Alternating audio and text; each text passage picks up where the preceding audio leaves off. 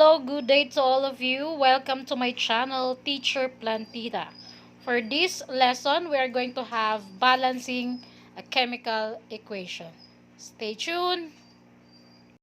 So, a chemical reaction has chemical equations. So, a chemical equation means it indicates substances reacting and the substances produced in a chemical reaction. A chemical equation also shows the ratio in which substances react or are produced. A chemical equation will usually be written with the reactants on the left side of an arrow and the products on the right side of an arrow. A chemical equation also is a word equation, can describe a chemical reaction. For example, hydrogen gas and oxygen gas has react to form or yield water vapor.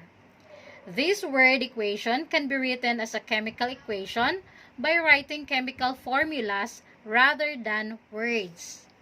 Example of which is shown on the screen.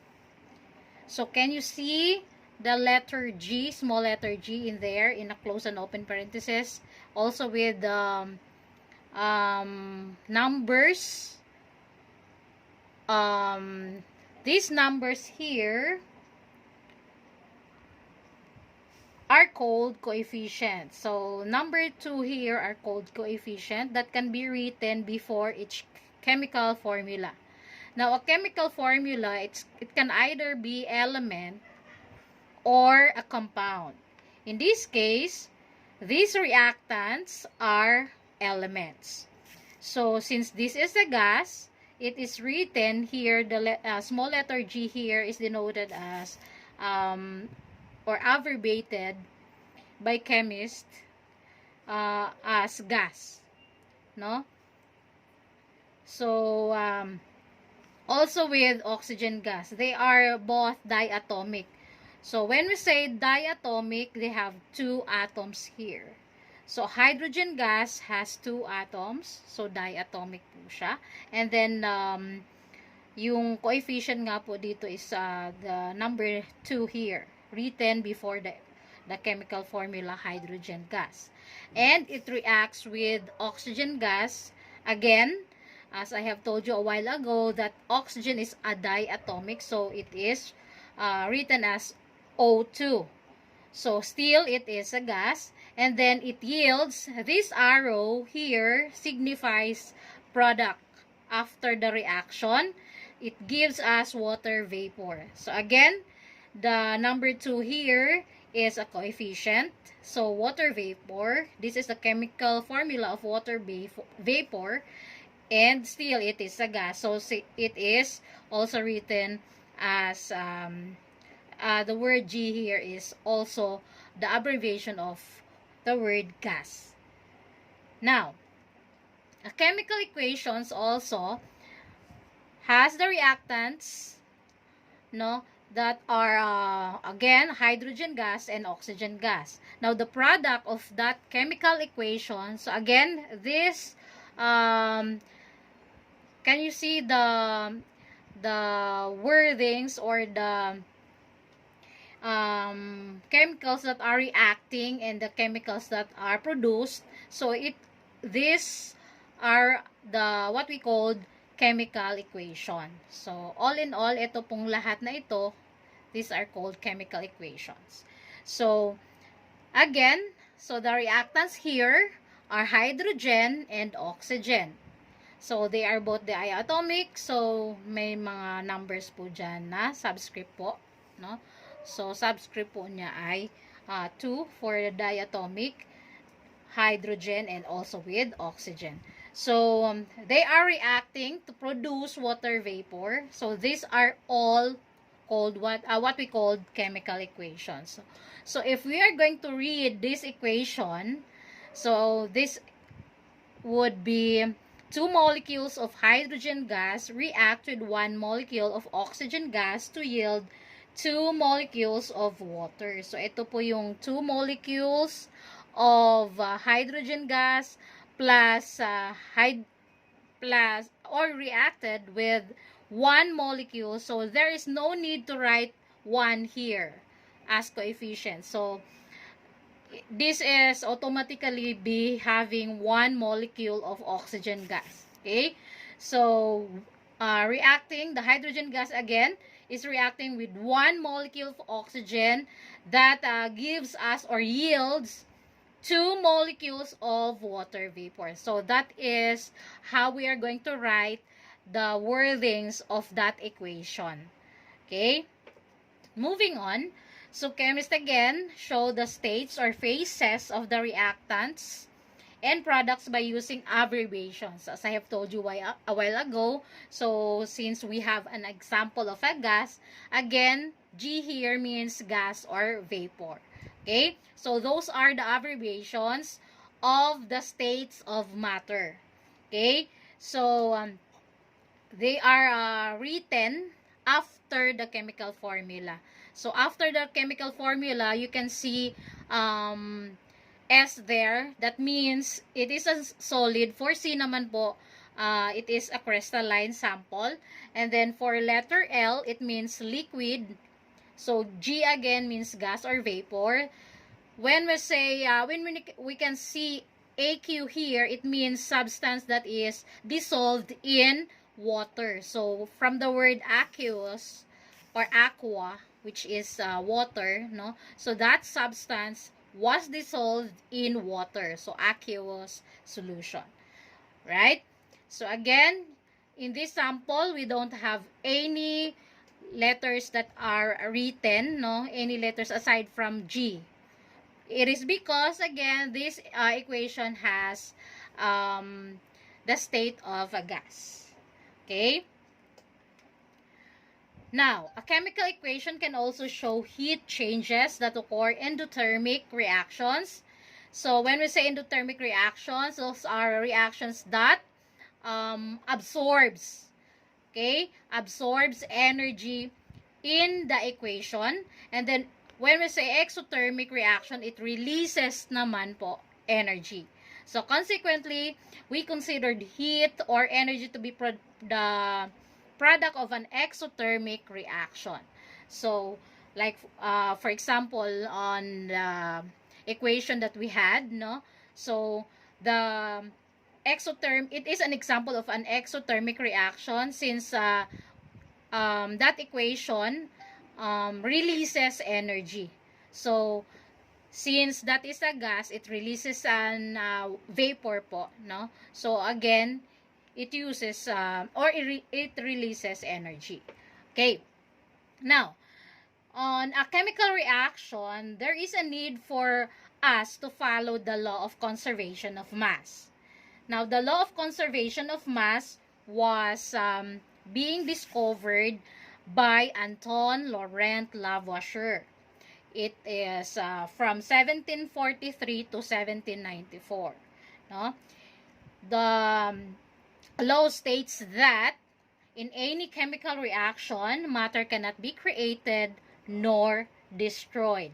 This means that the mass will not change during a chemical reaction. So again, if you are going to follow this conservation of mass or the law of conservation of mass, so you cannot create.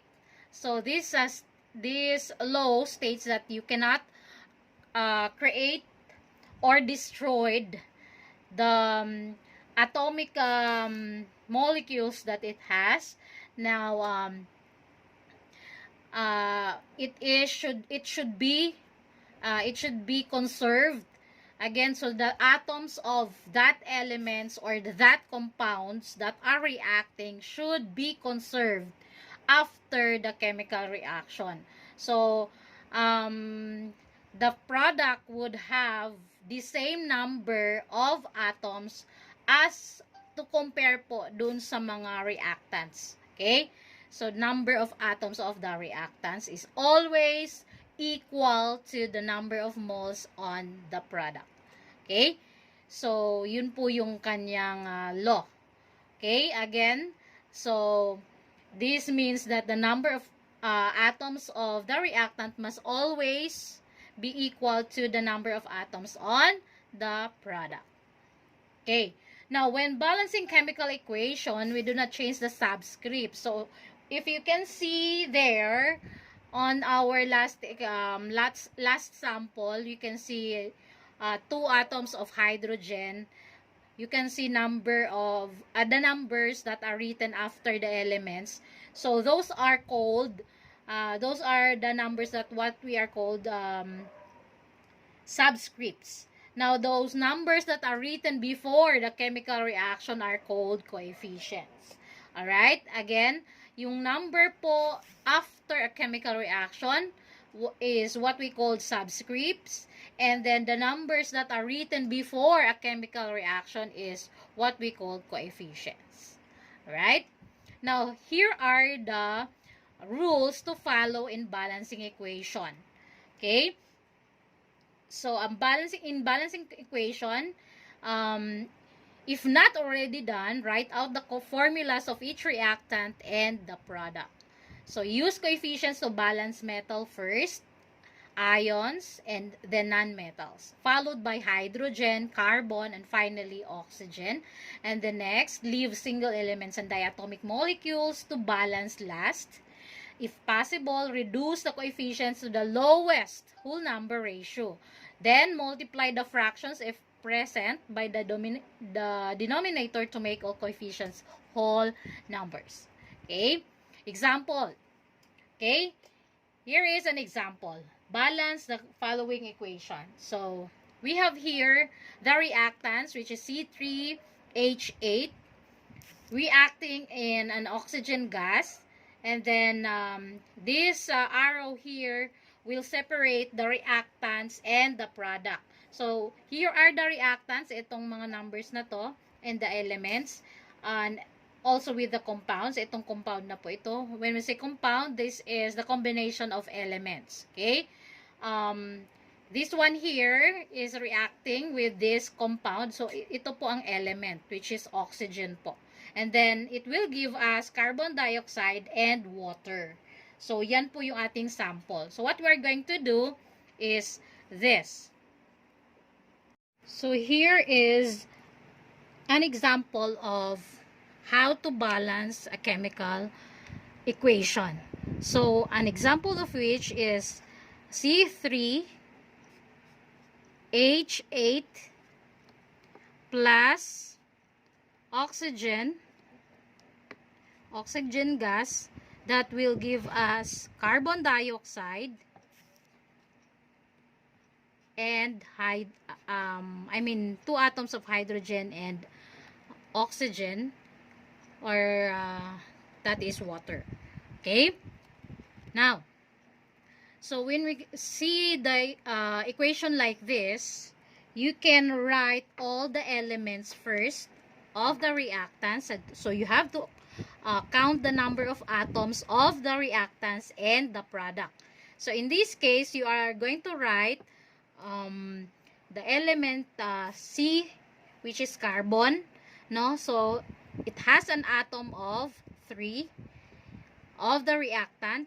Now, when checking on the product, so we have only 1 atoms here of carbon.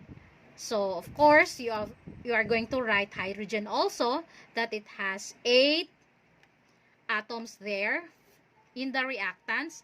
And here, in the product, it has only 2 atoms of hydrogen. And, of course, the last element there is oxygen, that it has 2 atoms. And if you are going to check the number of atoms here in the product side on the oxygen, so if you can see plus sign there, you are going to add the atoms included in that equation. So for this, oxygen has 2 plus 1 atom here. So all in all, that is 3. So what you are going to do is to check and balance the elements on the reactant side and the product. So following the rules, you are going to start with the nonmetals. if you can see metals first, then ions, then followed by carbon, hydrogen, and last element that you're going to balance is oxygen.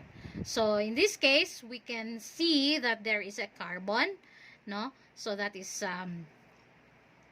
having an element, an atom of 3 in the reactants, and here it has only 1. So how can you balance this, no? So what you are going to do is to write coefficient.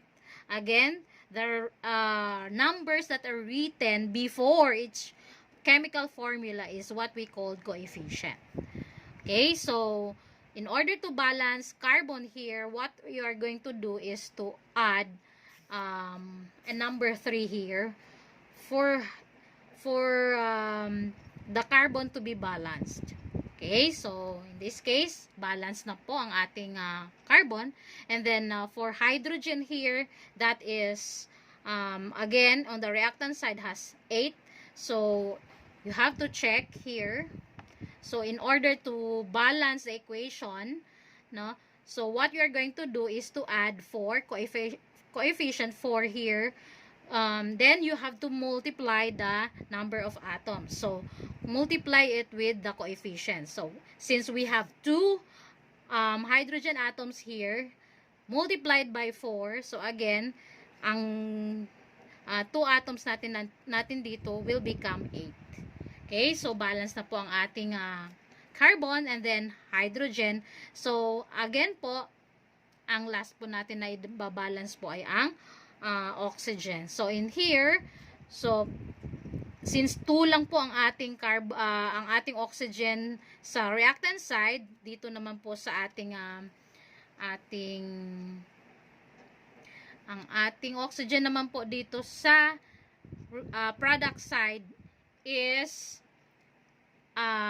being affected with the coefficient. So again, so yung number of atoms you are going to multiply, no? What you're going to do is to multiply the coefficient of the atoms that it has on the product side. So since we have 2 here, multiplied by 3, that is all in all 6. And then of course automatically this oxygen here has 1 atom, multiplied by 4, that is 4 times 1. So it will give us 4, and then plus, so we have 6 oxygen here. So all in all, our oxygen has 10 atoms. Now, what you are going to do is to balance the oxygen on the both sides.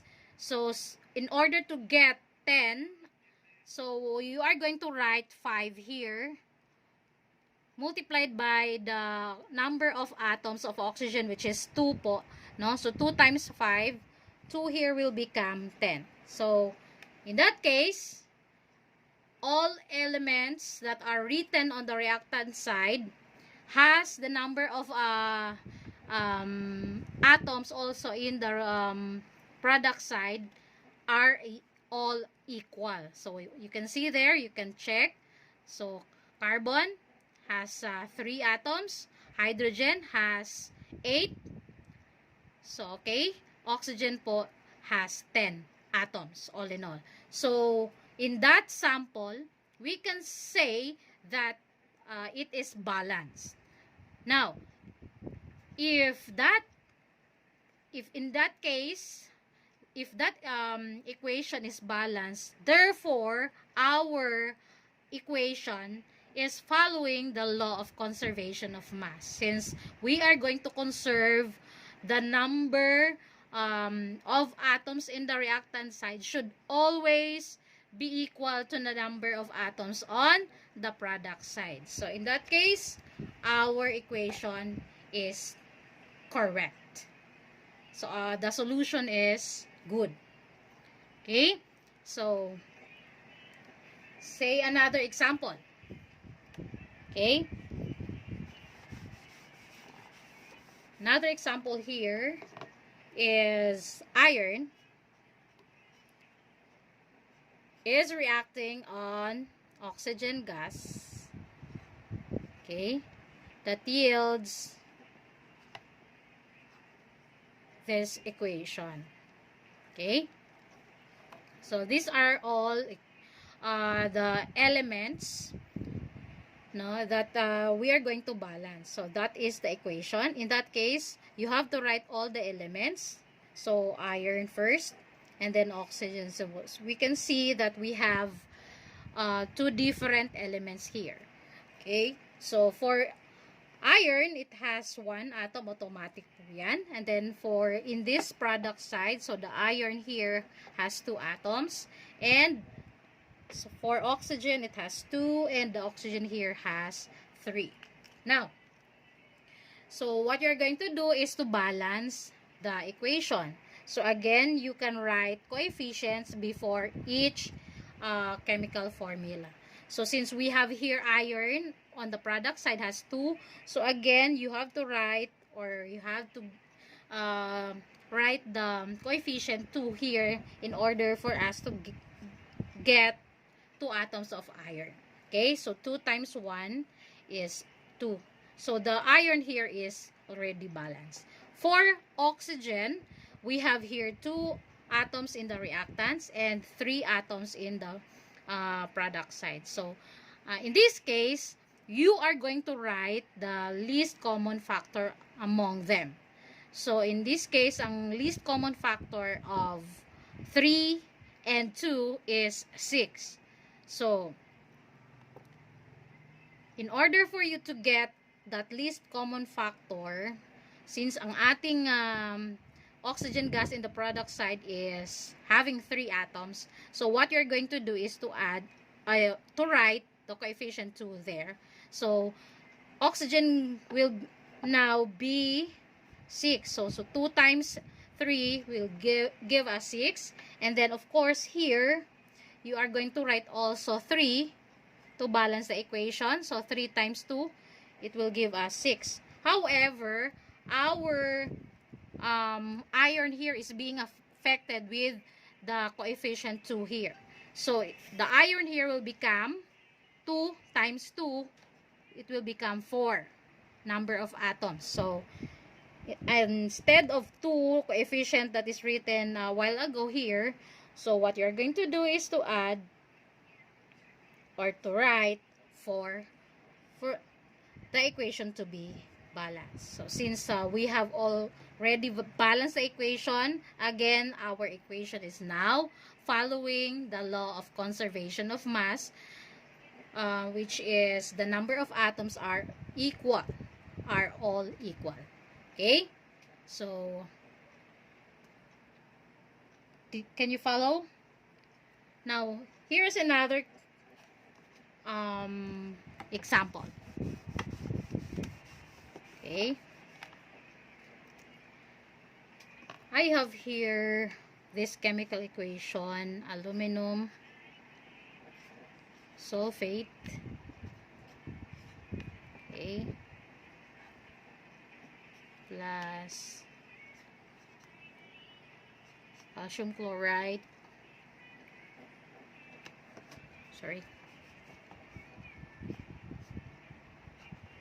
will give us aluminum chloride plus calcium sulfate. Okay, so aluminum chloride plus calcium sulfate. So maglalagay ka lang po ng space there for the coefficients. Okay, so these are all compounds on that equation.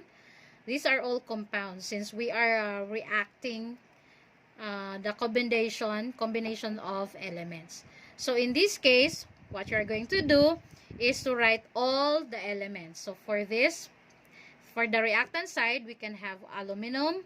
We can also write sulfur there and oxygen.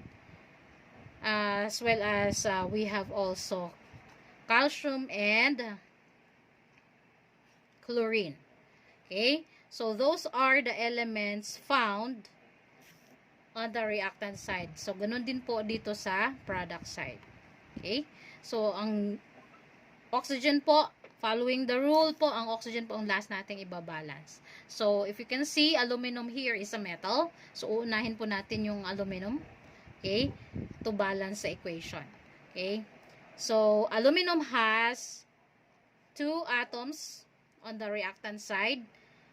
On the product side naman po, aluminum has 1. Only 1. For sulfur, we have 1. So, take note of the close and open parenthesis here. What you're going to do is to multiply all the atoms enclosed in that parenthesis with the subscript outside, located outside. Okay? So, in that case, sulfur has 1 element times 3.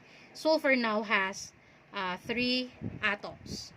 So, dito naman po ang sulfur natin is 1 only. Okay?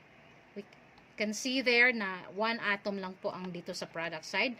And then for oxygen, again, you are going to multiply the number of atoms of oxygen to the subscripts outside the parentheses. So 4 times 3 there is 12. Here, dito naman po is 4. Only 4. No?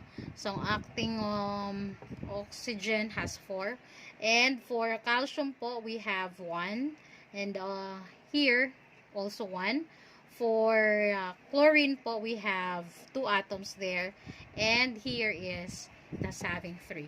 So, what we are going to do again is check for the number of atoms. Okay, in this case, so aluminum has 2 atoms here in the reactant side. So, dito naman po ay 1. What we are going to do is to write the coefficient 2 there for us to balance the equation for aluminum. Okay? Now, it is, our chlorine here is being affected with that coefficient. So, we are going to balance the chlorine po. So, 2 times 3 para hindi po tayo malito. Dito lang po muna tayo magpo-focus. Okay? So, aluminum and chlorine. And then, 2 times 3, proceed na po sa solution. So, ating chlorine dito will become 6. Okay? So, after po nyan, check po natin yung calcium naman po. Okay? After ng aluminum is calcium. Okay? So, calcium has 1. Both 1 atom lang po ng reactant sa kanang product. So, let us have sulfur. So, dito po sa sulfur, since 3 po dito sa reactant side, tapos ang sulfur natin dito ay iisa lang po, what you're going to do is to add coefficient 3 here. Okay? 3. So, 3 times 1 will become 3. Ang ating reactants, ang sulfur po natin ay 3. Okay? So, okay na po ang ating aluminum, okay na po ang ating sulfur, ang ating calcium ay nasa parehong 1. And then, let us have chlorine. Okay? So, ilast na po natin yung oxygen. So, for chlorine, kanina 6 po ang ating number of atoms sa product side. Dito po ang ating chlorine has only 2.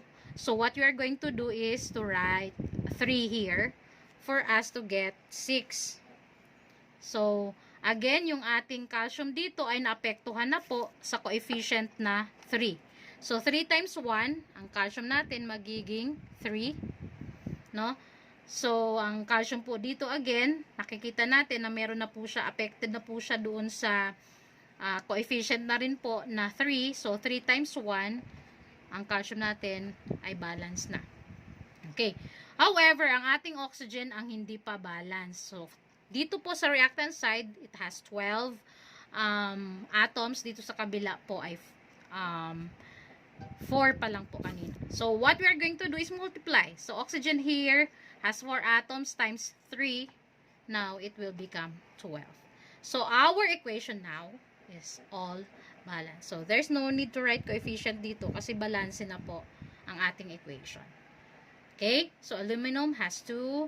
Sulfur has 3 atoms. Oxygen both has 12 atoms. Calcium has 3. And also with chlorine has 6.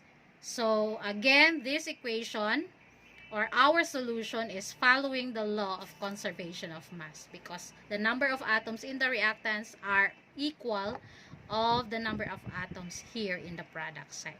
So I hope you have learned something from me this session. Please follow and subscribe my channel, Teacher Plantita, and then see you on the next video. Bye!